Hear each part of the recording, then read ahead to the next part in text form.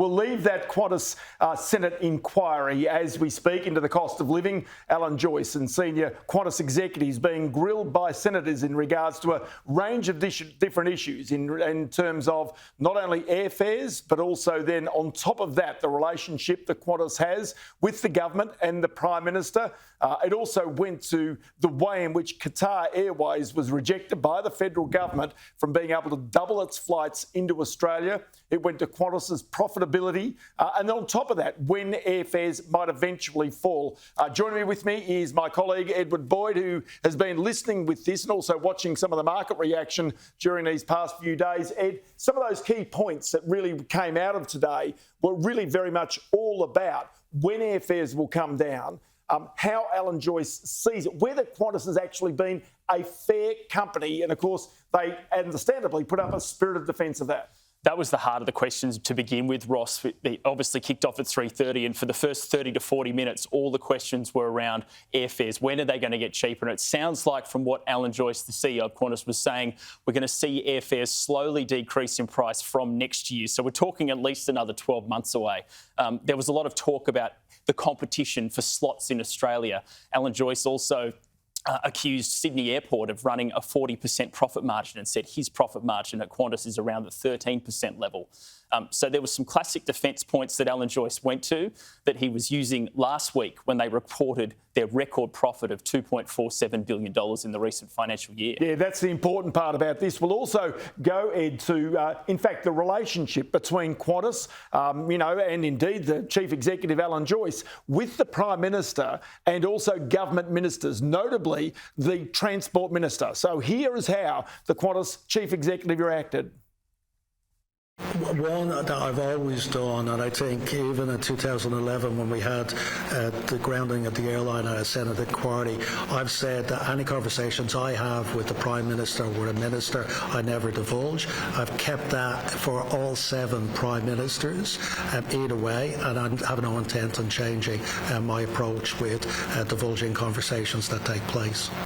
What the Senate is asking for is the simple dates, not the contents. Yes. On the dates that we've met with the Prime Minister and the Minister.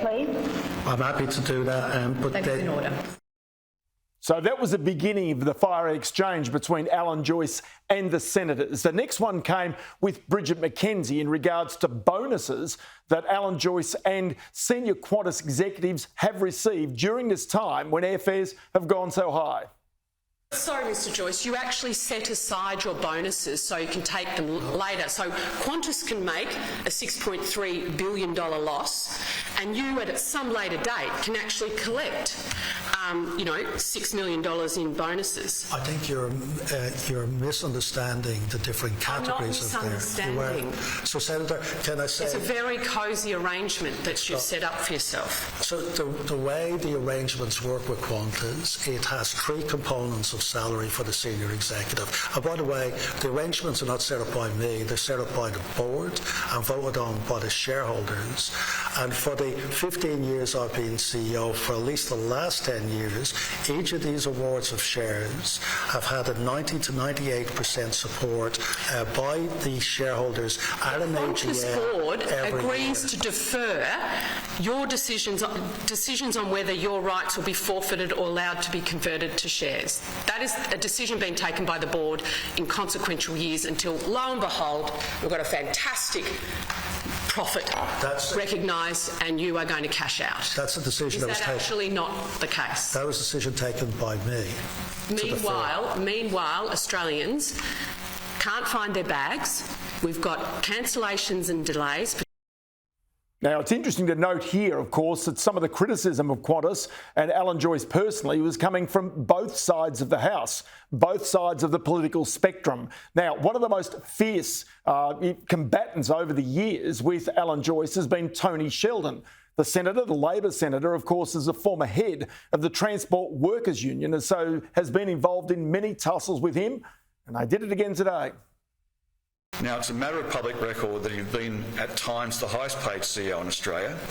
It's also been reported that the over 15 years as Qantas CEO, you have earned around $125 million, while overseeing the most complained about company in Australia, according to the ACCC.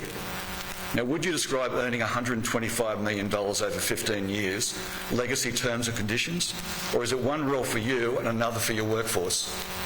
Well, first of all, Senator, I know you've said these statements about 38 different companies before, but let's talk about how we got there, Senator, and how we have those levels of employment. Directly, this question I put to you, is it legacy conditions for the thousands of workers you've made redundant and replaced at substantially lower rates of pay, while you're walking away with $125 million over 15 years?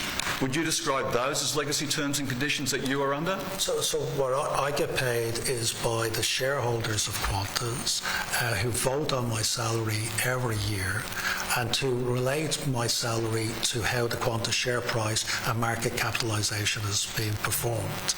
And that's the way every CEO on the ASX works.